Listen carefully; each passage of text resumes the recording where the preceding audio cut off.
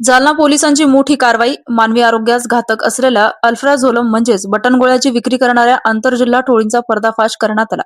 या कारवाईत तब्बल 6,600 गोळ्या जप्त करण्यात आल्या असून त्यांची किंमत सुमारे 19,800 रुपये आहे. जालना जिल्ह्यात प्रतिबंधित गुंगीकारक औषधांची विक्री आणि पुरवठा करणाऱ्या विरोधात स्थानिक गुन्हे शाखेने ही कारवाई केली. 27 ऑगस्ट 2026 रोजी पोलिसांना मिळालेल्या माहितीनुसार लक्कडकोट परिसरात अल्फ्राझोलम टॅबलेट आयपी अल्फ्राझेब 0.5 या गोळ्यांची अवैध विक्री होत असल्याची माहिती मिळाली.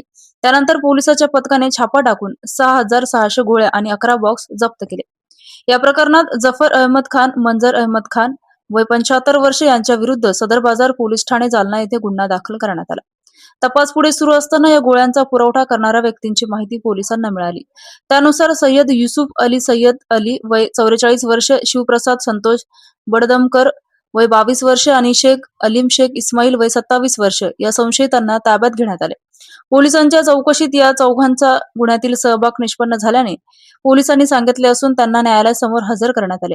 न्यायालयाने 1 सप्टेंबर 2026 पर्यंत पोलीस कस्टडी रिमांड मंजूर केला आहे.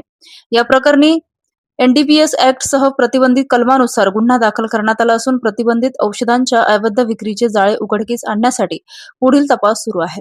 या कारवाईत पोलीस अधीक्षक तेगबीर सिंह सिंधू, अप्पर पोलीस अधीक्षक विक्रम साळी आणि इतर वरिष्ठ अधिकाऱ्यांच्या मार्गदर्शनाखाली स्थानिक गुन्हे शाखेच्या पथकाने सहभाग घेतला.